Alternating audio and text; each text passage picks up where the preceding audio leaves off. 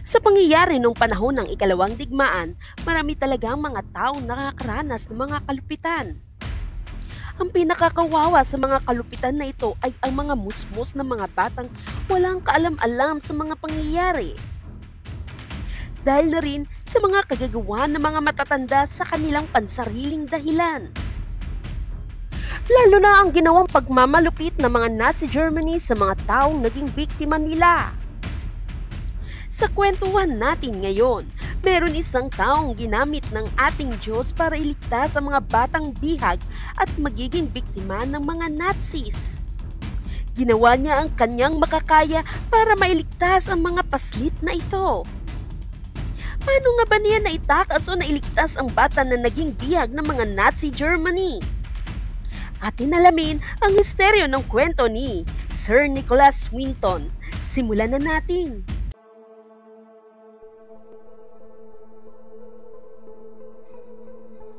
Misteryo. Ang bida natin na si Nicholas Winton ay isinilang sa Hampstead, London noong May 19, 1909. Ipinanganak siyang Jewish dahil sa kanyang mga magulang ay isang German Jewish. Ang kanyang tatay ay si Rudolf Wertheim na isang bank manager at ang kanyang ina ay si Barbara Wertheim. Ikalawa siya sa kanilang tatlong magkakapatid. Si Charlotte ang nakatanda niyang kapatid at si Robert ang bunsong kapatid niya. Lumipat sila ng tirahan sa London. At nagpa-convert sila sa Christianity at nabinyagan sila rito. Dito na nabago ang kanilang apelyido at naging Winton na nga ito. Noong taong 1923, nakapag-aral siya sa Stowe School sa England na kabubukas pa lamang ng paaralan na ito. Voluntaryo siyang nagtrabaho sa Midland Bank kahit wala siya qualification habang nag-aaral pa siya sa panggabi na schedule. Ang Midland Bank kasi ang isa sa pinakamalaking bank group sa United Kingdom. Nagtungo siya sa Hamburg, Germany at nagtrabaho siya sa Barings Bank. Ilang buwan nakalipas, nagtungo naman siya sa Berlin para makapagtrabaho naman siya sa Wasserman Bank. Noong taong 1931, lumipat siya ng France at nagtrabaho sa Banque Nationale de Credit sa Paris. Hanggang dito na niya natutunan ang lahat at nagkaroon na nga ng maraming kaalaman sa banking industry sa France. Hanggang bumalik siya sa London at naging broker sa London Stock Exchange o matatawag din siyang stockbroker. Naging miyembro din siya ng Labour Party. Ito ay ang Social Democratic Political Party sa United Kingdom. Bilang isang miyembro ng Labour Party, nagkaroon din siya ng isa pang grupo dahil sa kaibigan na si Martin Blake na isang socialist. Sila ang nakikipagnegosasyon sa mga taong dapat kausapin para maiwasan ang ginagawang hakbang ng mga Nazi noon na unti-unti nang sinasakop ang ibang parte ng Europa.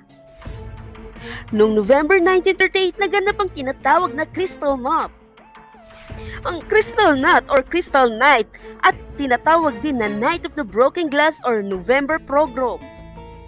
Ito yung pangyayari na nagkaroon ng matinding riot para patalsikin ang mga Hudyo ng mga Nazi Germany sa lugar na iyon at nagkaroon nga ng malaking massacre ng gabi na iyon.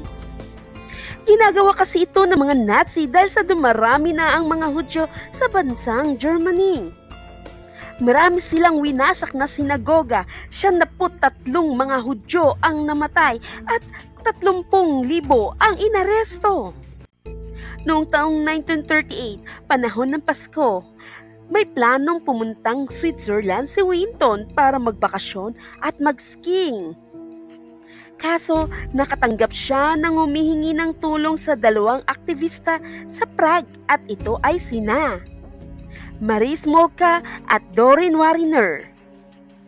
Instead na pumunta siya sa bakasyon ay nagtungo siya sa Prague upang tuparin ang hiling ng dalawang aktivista at tulungan na rin ng kanyang kaibigan na si Martin Blake na nasa Prague na rin. Ang British Committee for Refugees from Czechoslovakia ay isang organisasyon para tumulong sa mga refugees sa Czech noong 1938. Dahil sa dumaraming inarestong Hudyo noon sa pananakop ng mga Nazi Germany kung saan siya ang nag-assist sa mga Jewish welfare work. At nakilala niya ang dalawang lahi doon na isang British at Canadian. Ito ang grupo doon na voluntaryong nag-organize sa mga batang may sakit at sugatan.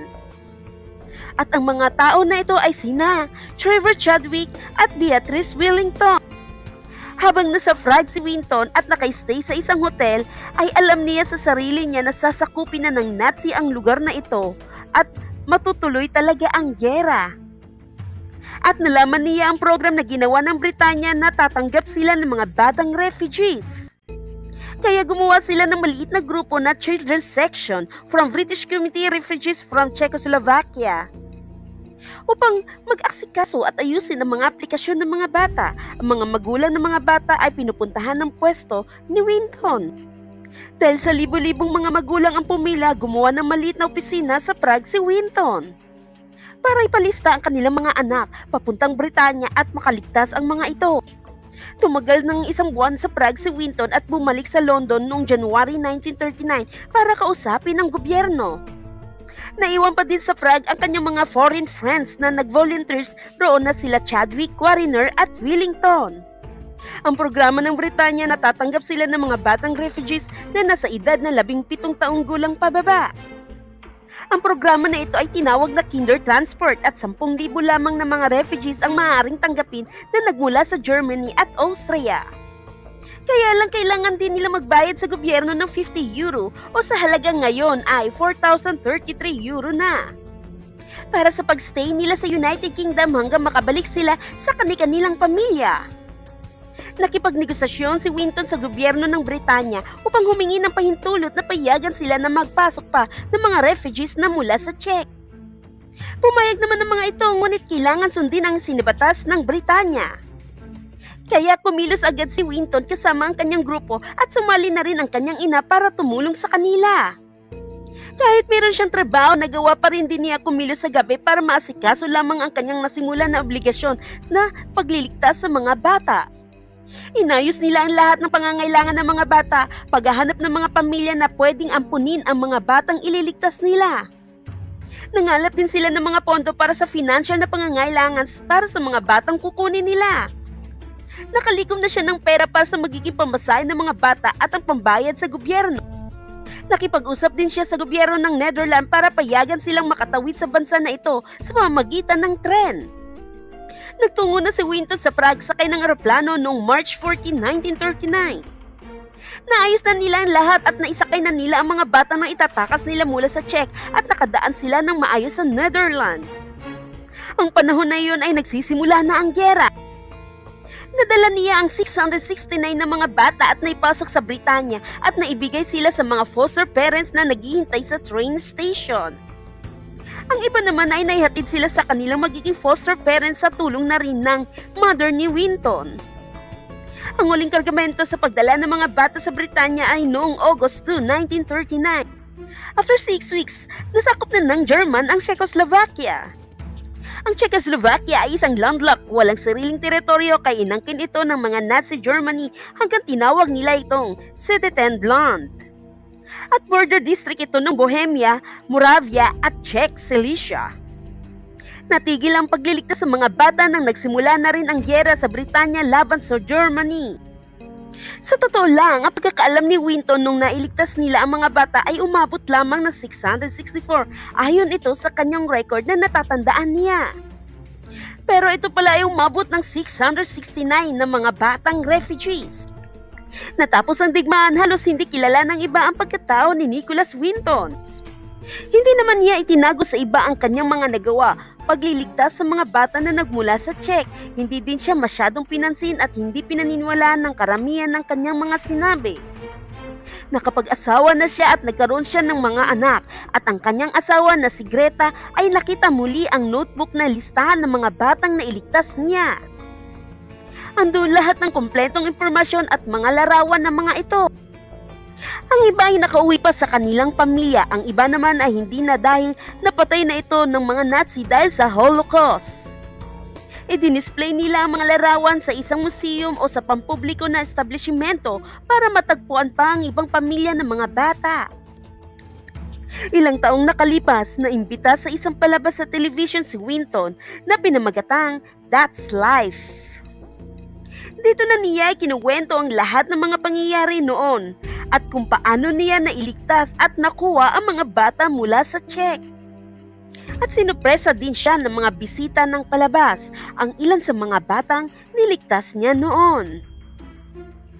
Pumunta sila sa palabas na ito upang makilala nila ang taong nagligtas sa kanila at mapasalamatan sa mga ginawa niya sa kanilang lahat.